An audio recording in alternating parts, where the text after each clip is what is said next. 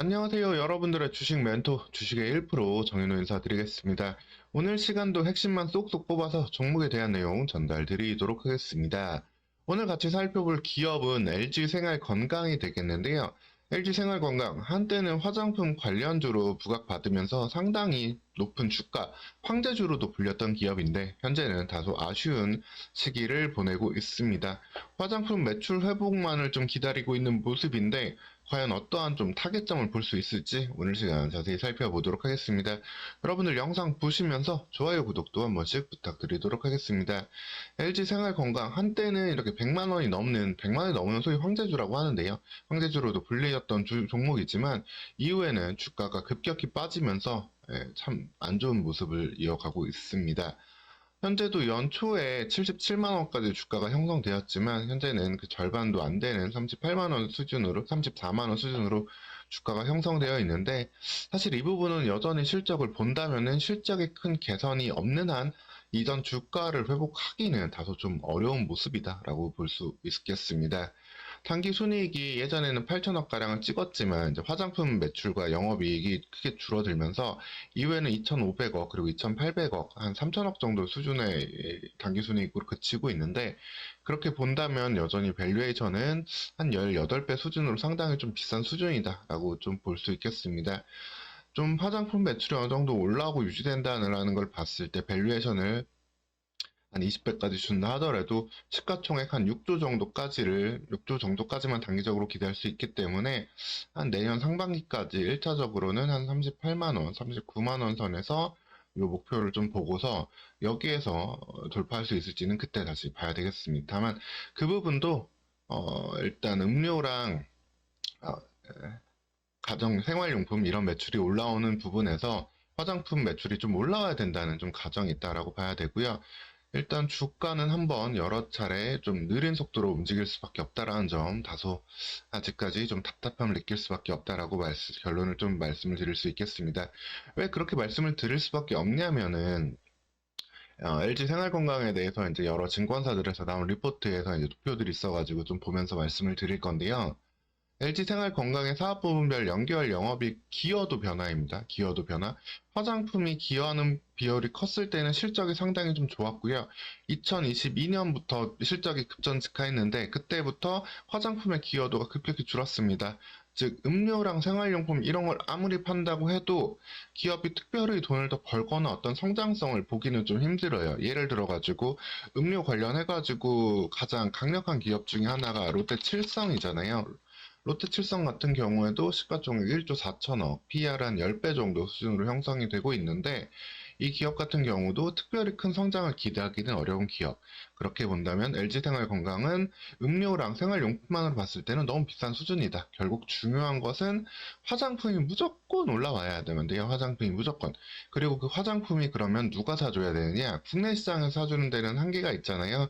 국내 시장엔 한계가 있고 이 면세 매출, 그 중국인들이 면세 매출을 계속해서 해줘야 된다라는 부분이 핵심이 되겠습니다.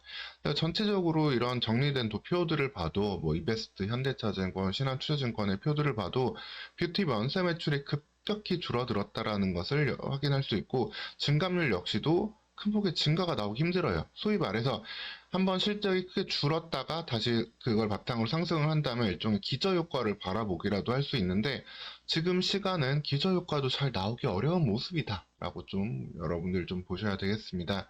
그 이유에 대해서 좀 말씀을 드리면은 일단 중국인들의 소비 형태가 좀 크게 변했습니다.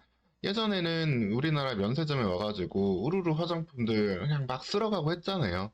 뭐 정말 심했을 때는 뭐 중국인들이 우리나라 마스크팩을 물티슈처럼 쓴다 이렇게도 얘기를 했었는데 그럴 정도로 우리나라 화장품의 이제 품질이 중국산보다 좋고 가격도 괜찮으니까 많이 그냥 쓸어다 담았는데 이제는 그 강점이 많이 사라졌습니다. 우르르 면세점 쇼핑은 좀 옛말이 됐고요.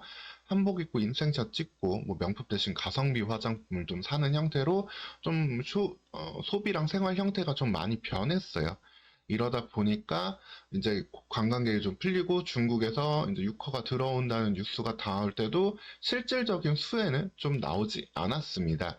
결국에 그러면은 이제 어떤 식으로 화장품의 그 가치를 정립을 해 가야 되느냐? 그래서 이제 적당히 싼 가성비 화장품들도 할 수 있지만 LG생활건강에서 제일 밀고 있는 화장품 브랜드는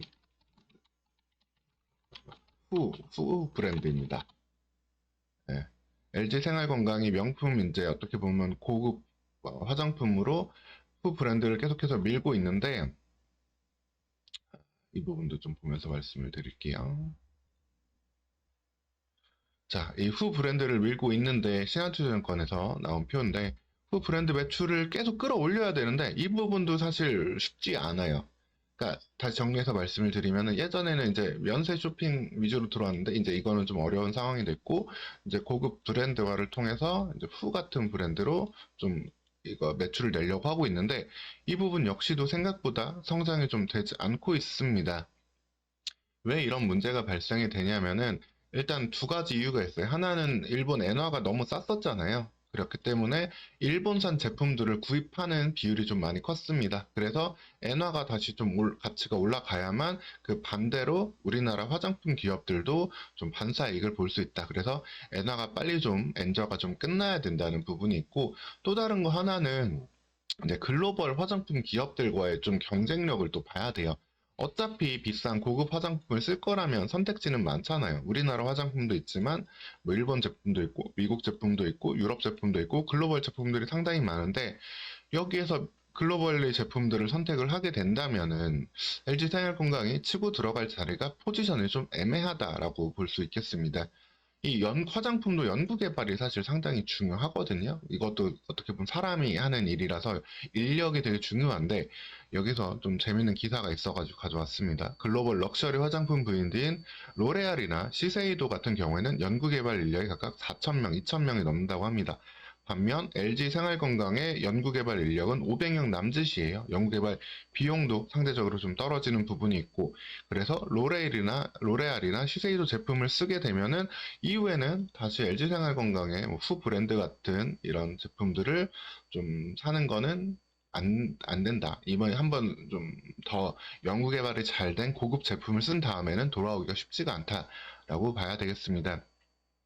그래서 사실 조금 아직까지도 답을 좀 찾기가 힘든 형국이에요. 좀 중국인들이 좀 어느 정도 들어오면서 매출을 해줄까 했던 그런 기대감도 현재는 좀 낮아져 있고 그렇다고 글로벌 경쟁력도 물음표가 달려 있고 한 상황이 되겠습니다.